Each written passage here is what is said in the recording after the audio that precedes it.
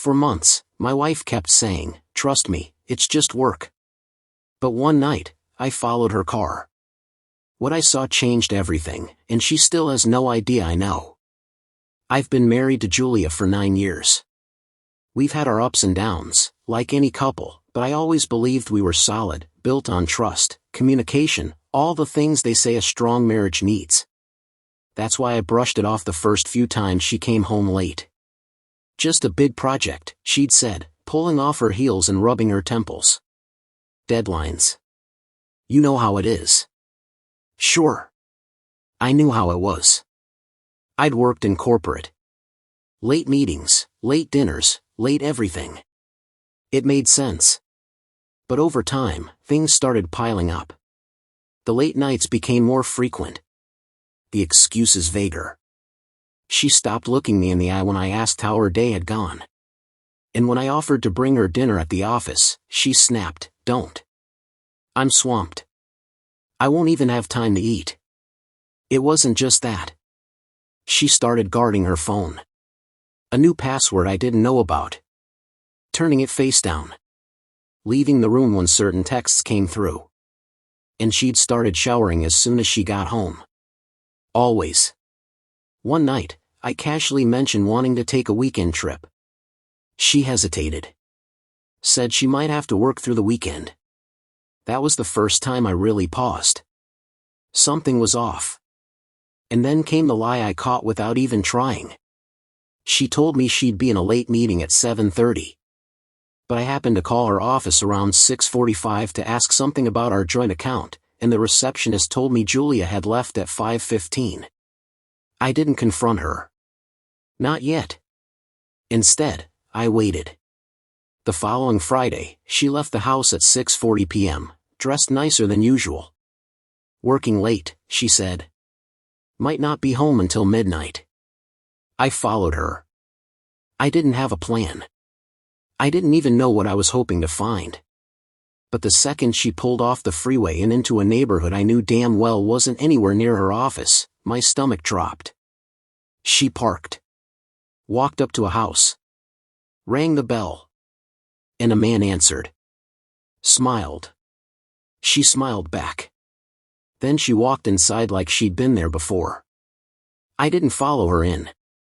I just sat there, parked 2 houses down, my hands trembling on the steering wheel. My heart pounding so loudly I thought I'd be sick. And I stayed there for 3 hours, watching lights flicker inside that house, waiting for her to come back out. When she finally did, she looked relaxed. Her hair a little messy. Her heels in her hand. She drove home.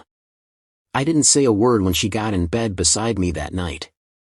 But something inside me had broken, and I wasn't sure it could be fixed. I didn't sleep at all that night. Julia climbed into bed like nothing had happened, like she hadn't just spent 3 hours inside some guy's house while I sat 2 blocks away trying not to fall apart. She wrapped an arm around me, resting her head on my chest, and whispered, "Love you." I stayed completely still. I didn't say it back. Not because I didn't love her, but because I didn't know what that word even meant anymore. I lay awake, staring at the ceiling, replaying every moment of the night. The way she smiled at him. The way he touched her shoulder when he let her inside. The look in her eyes, relaxed, familiar, like this was just another evening for her. Who was he? How long had this been going on? Was this a fling or something deeper? A one-time mistake or a second life? I had no answers, just a gut full of dread. The next morning, I acted normal. I brewed coffee, kissed her forehead, asked her if she wanted eggs. She smiled like she always did and said, "Just toast." She sat at the kitchen table scrolling her phone. Laughing at something. Maybe texting him. That day I started a list. A file on my phone I titled Truth. I wrote everything down, every lie, every inconsistency, every piece of evidence. I wasn't planning to confront her yet. I just needed facts. Because the worst part wasn't the cheating. Not really. It was the doubt. The not knowing. The second guessing every memory, every moment. I started wondering when it started. Was she lying during our anniversary trip last year? Was she seeing him while I was helping her parents move into their new place? Did she sleep next to me at night thinking about him? That night, I waited until she fell asleep and stepped into the hallway. I looked up the property records for the house she went to. Took me about 5 minutes to find the name. Daniel C. Sanders. I didn't recognize it. He wasn't a friend of mine. Not someone from our social circle. Looked to be in his mid-40s. Divorced. Worked in finance. I found his LinkedIn, Facebook, even some old photos of him at work events. And then, because I couldn't help myself, I scrolled far back enough to find a picture of him and Julia. It was 6 years ago. She'd commented, "Great catching up, old friend." That's when it hit me. They'd known each other for years. This wasn't some random guy she met at work. This wasn't new. They had history. I felt something shift in me. Something cold. The next day, I put a tracker on her car. It was easier than I thought it'd be. Small, discreet. Slid under the bumper while she was inside grabbing a coffee. Took 2 seconds. And then I waited. 4 days. That week she told me she was swamped at work. Multiple late nights. No time to talk. Too tired for anything when she got home.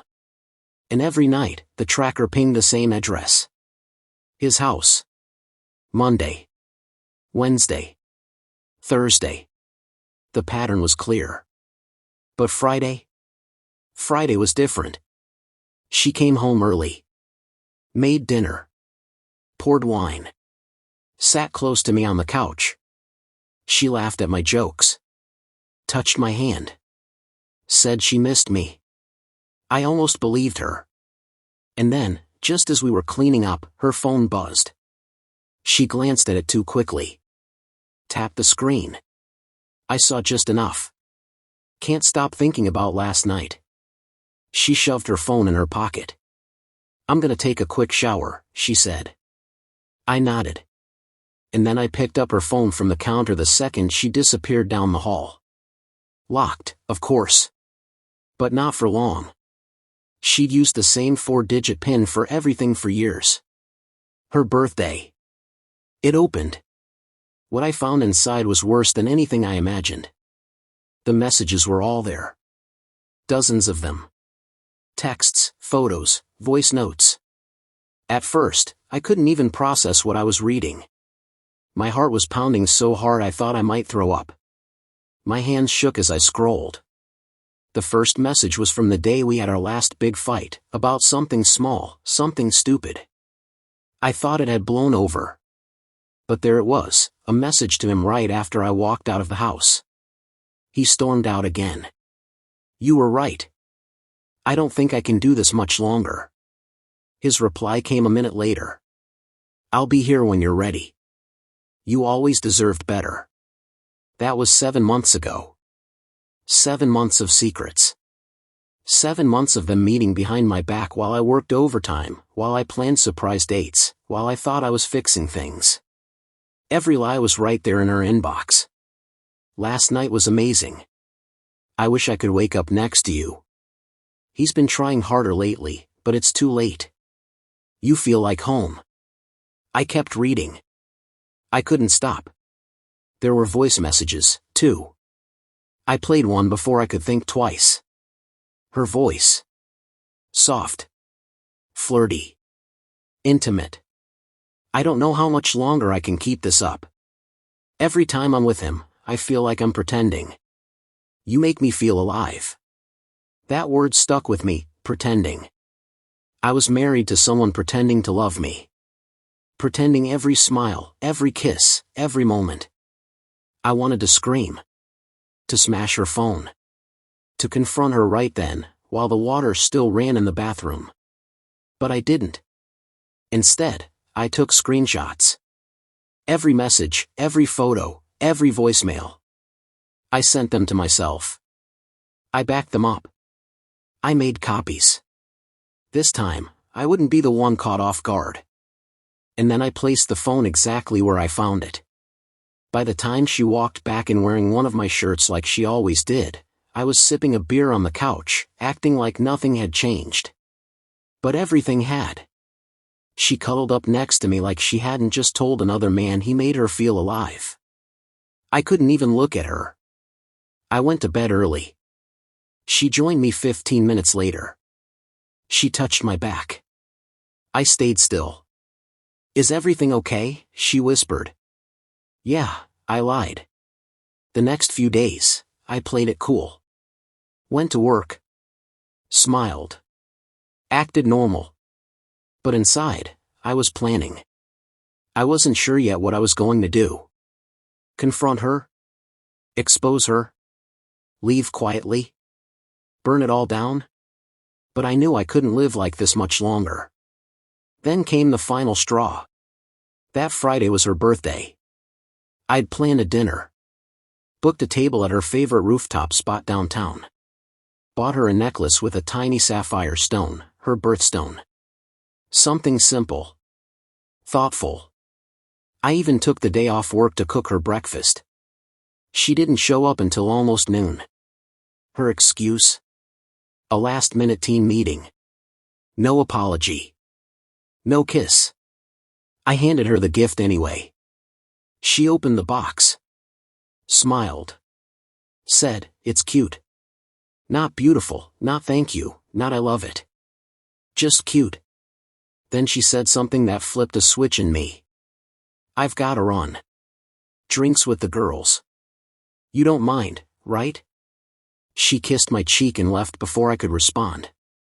I didn't follow her. I didn't need to. The tracker on her car showed exactly where she went.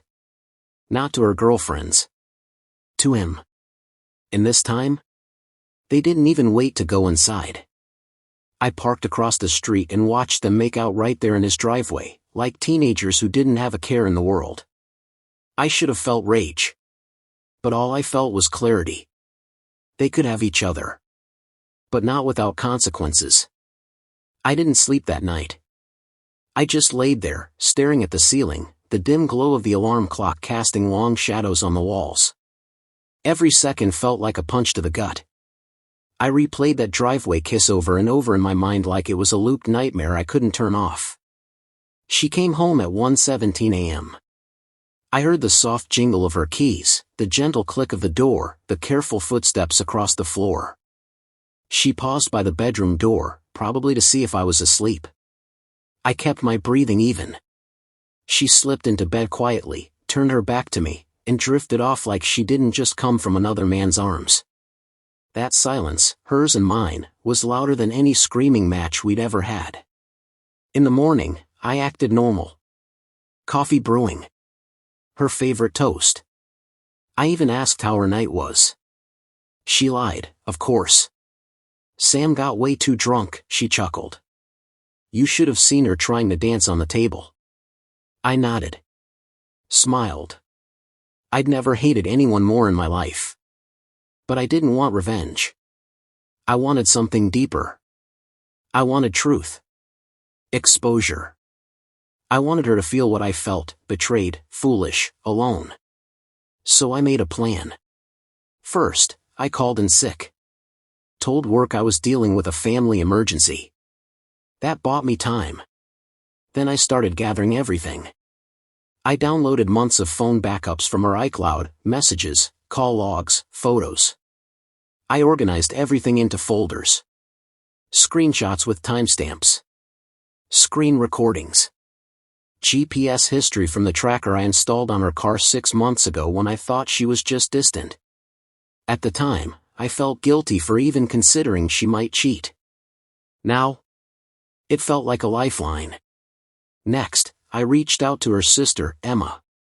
She and I had always been close. Emma was the only one in her family who didn't treat me like a side character in my own marriage. I invited her to lunch. She seemed surprised but agreed. I think she sensed something was off. Over sandwiches and coffee at a quiet little cafe, I showed her the evidence.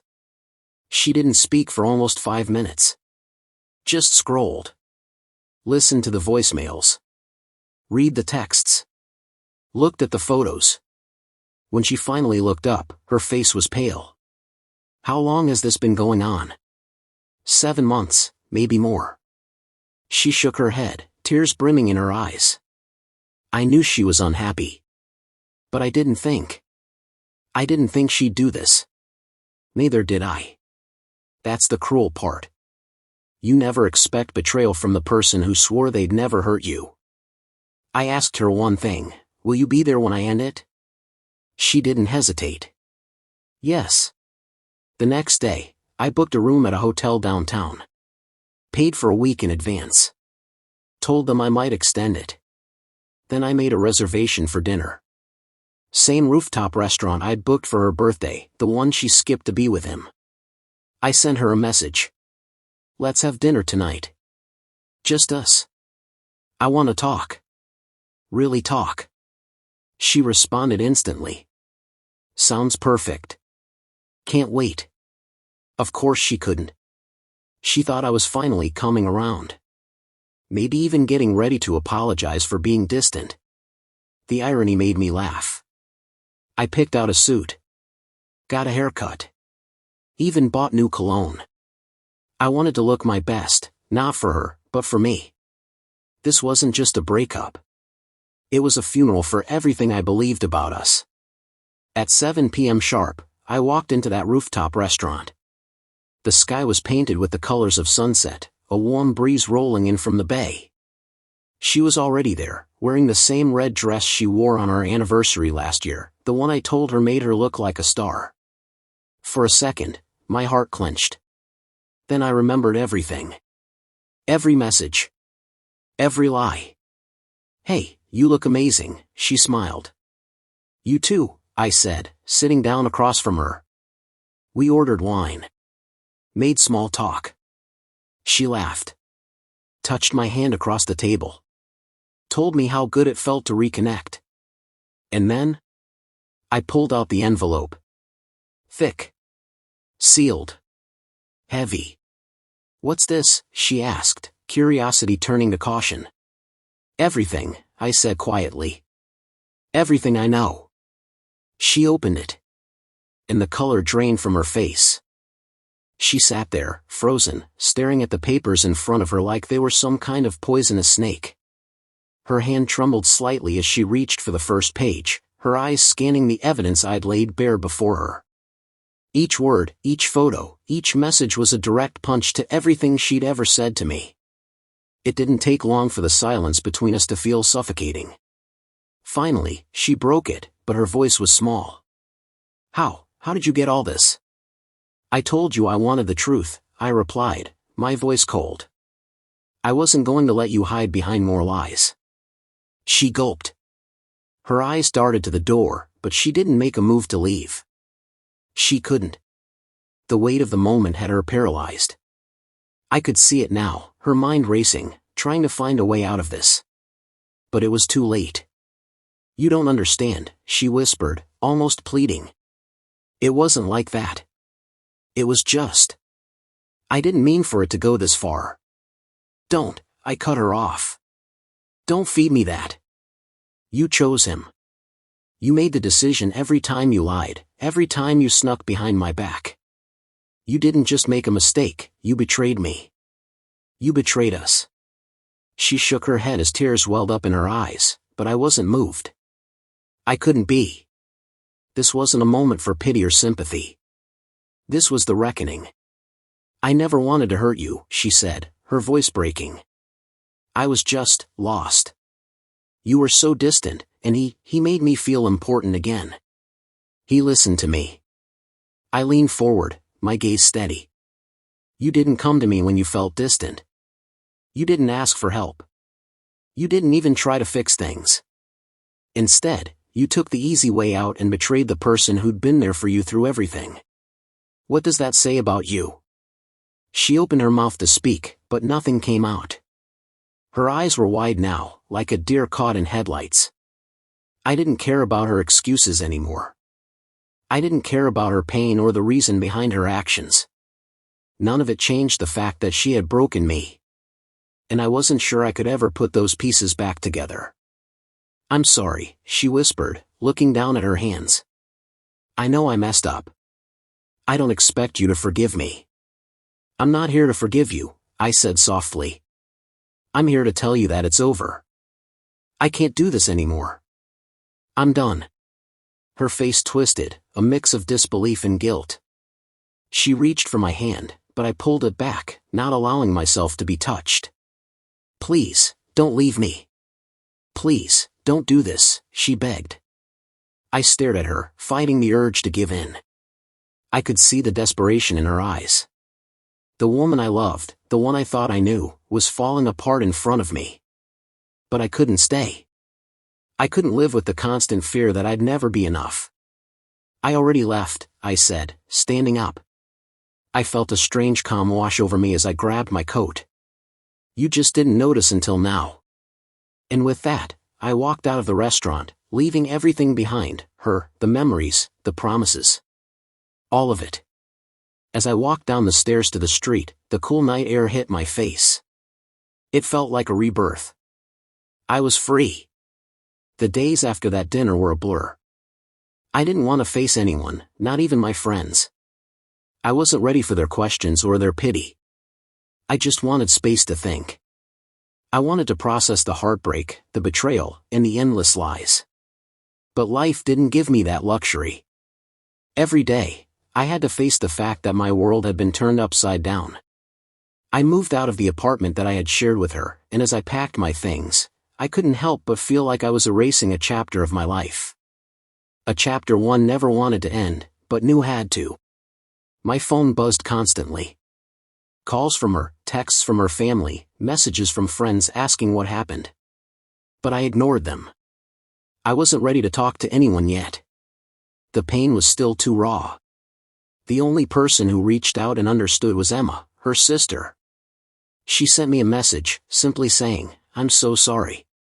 If you ever need to talk, I'm here." For the first time in a long while, I felt like I wasn't alone in this. But as the weeks passed, I started to get angry, not just at her, but at myself. How could I have been so blind? How could I not see the signs? It made me feel foolish, but there was no turning back. The past was done. I couldn't change what had happened, no matter how hard I tried. And so, I focused on moving forward. But every now and then, I'd get a text from her, usually some desperate plea, begging me to come back. But I ignored them. I knew better now. I wasn't going to be her backup plan anymore. I wasn't going to settle for someone who didn't value me the way I deserved. And that was the hardest part of all, letting go of the person I thought I'd spend the rest of my life with. But deep down, I knew I had made the right choice. Now, I was finally free to rebuild my life. One step at a time.